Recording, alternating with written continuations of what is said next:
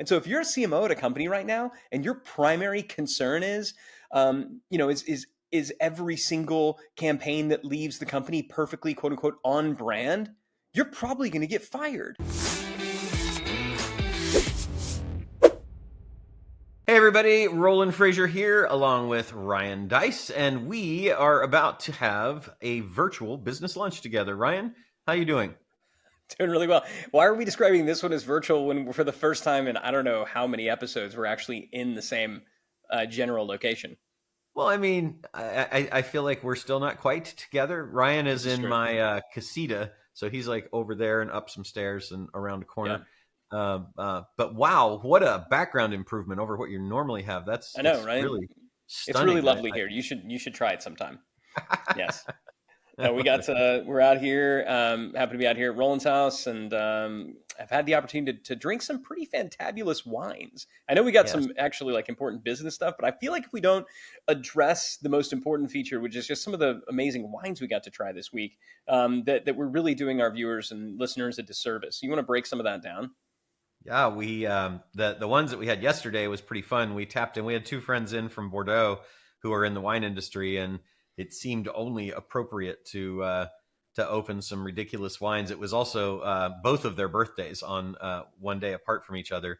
So Ryan and his wife Emily and Dawn and my wife and me and these two guys cracked three of the coolest bottles that I have or had in the collection. One was, they were all Chateau Lafite Rothschild from Bordeaux. One was 124 years old from 1900, and another from 1953, and another from 1959. And the interesting thing about that is a couple of things. One, we were at those two guys had set up for Ryan and me to taste at the actual Chateau Lafite Rothschild in France.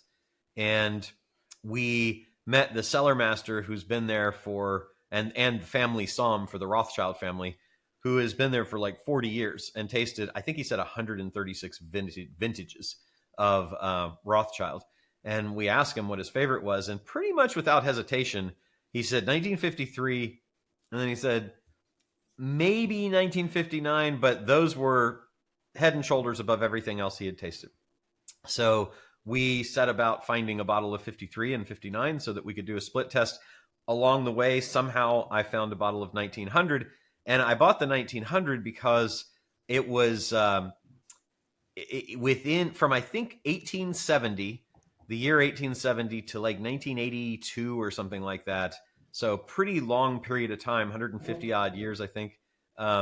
They only had three that were legendary, and it was 1900, 1953, 1959. So we had the opportunity to taste side by side these bottles, and we're opening them up, and they're all crusted over. They'd been recorked in the 1980s, but at the chateau, but they were all like crusted over, and we're thinking, probably one or two of them isn't going to be good. And by the way, I don't want to mess up the cork, because if the cork falls in, it's going to change the whole taste of the wine.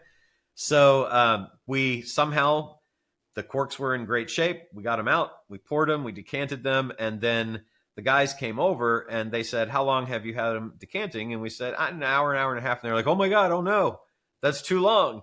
And we were like, "Well, that's awesome." They made it for 124 years and we destroyed them in an hour. But it turned out it had only been about maybe a little bit less than an hour. And they all were amazing. We got very lucky. None of them were off. None of them were corked. And all three were drinking at their full potential, and just absolutely fantastic. And the 1900, I think, was the big hit with one of the guys, and the 1959 with the other. And interestingly enough, I think 53, it may have been your wife and my wife, I think, may have liked the 53 best. Yeah.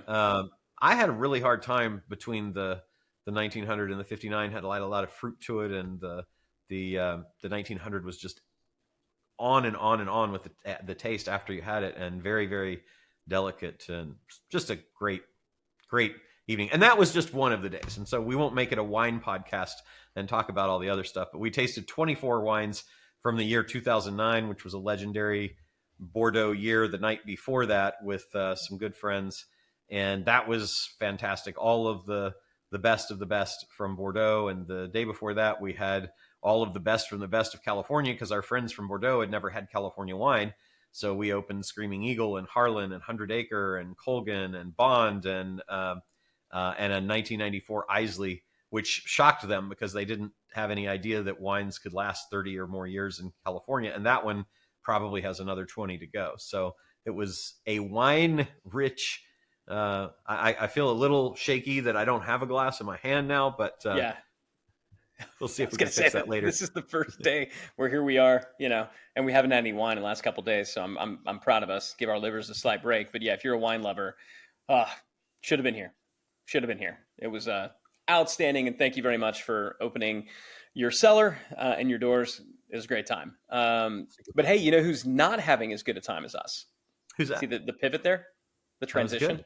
That was a Yeah, pivot well done. into content. Tight. Yeah, that's when you get really good at this after you've been doing it for a while. You can do stuff like that without even planning it. But yeah, who's not having as good a time as us? Who's not buying as much fantabulously awesome wine? Are Fortune 500 CMOs.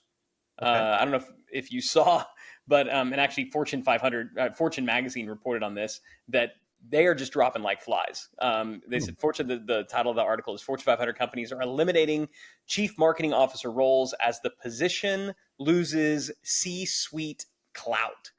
When you think about the C-suite, right? Obviously you've got the CEO, the chief executive officer.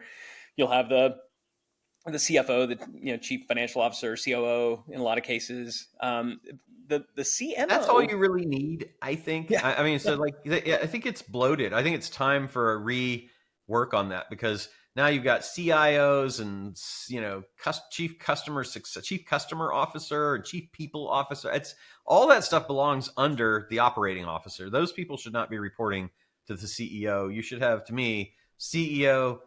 You got finance and you got ops, and other than that, I just don't think that CEOs need a whole bunch of other reports. That it's too micromanagey. So I would argue that there should be somebody who, it seems like most CEOs are going to take on they're either going to come up from product, like so they're going to know something about the product and its creation. I mean, you see this a lot in tech companies, obviously. You hear stories of people who started in like the stock room and worked their way up, doing services and those kind of things. So they're either going to come up through a product, or a service-based route, like a fulfillment type route, or they're going to come up through some type of marketing or sales and a revenue component. And so I like the idea of the CRO role, like somebody who is uniquely accountable to revenue, and they're seeing the combination of both sales and marketing. But I truly believe that, yeah, having a C-level position for marketing, and I'm a marketer, like I love marketers, that. One of our companies is digital marketer, for crying out loud. Mm-hmm. But a C-level marketing role and a C-level sales role, I don't see it. Not at the C-level. I think at the director They level, go VP under level. ops. That you get challenges otherwise, because and there are lots of CEOs that have come up through finance, but I think that if you think about even a chief revenue officer reporting directly to the CEO, I think there could be conversations, of course, back and forth between them, but really they all belong under ops, because the ops person should be coordinating the sales department, the marketing department, and product, to be sure that they're all getting what they need. And that's kind of why you have an operations officer. Otherwise, like, why do you have that person? I mean, if you're doing manufacturing, you could argue, well, that person's primarily a manufacturing type person, but sales and marketing are so integral to the overall process of the company. I think that the original structure was like, there's a CEO at top, then right under that person is the COO that makes all the ops happen, and then there's the staff functions, which are usually headed up by finance. Even very often you'll see HR under finance. So it just, to me, it's like, okay, line functions, COO reports to CEO, staff functions, CFO reports to CEO, and then those people should be taking care of all that other stuff. And so it's interesting. I mean, just a philosophy, but yeah, man, I think they've expanded those C roles just beyond crazy. And they all wind up, I think, where it's tough, and kind of the point that this article makes, it makes a couple points. One, it talked about the impact of AI, and how AI is going to be essentially simplifying the the marketing role. I got to tell you, I think if you're, It's not going to happen. yeah, I mean, if you're the kind of CMO who could essentially be replaced by AI, you were never a very good CMO to begin with. Yeah. So I'm not buying that argument. I think primarily um, the CMO role and marketers in general, it's almost always in any type of recessionary climate, the first budget to get cut. And to me, that is all on the marketers. It's because marketers at these companies are not actually a function of revenue. They're basically a function of brand, of PR, of comms, but they have so removed themselves from any revenue accountability whatsoever that they are easy to cut. And that's the marketer's fault, and that's the CMO's fault.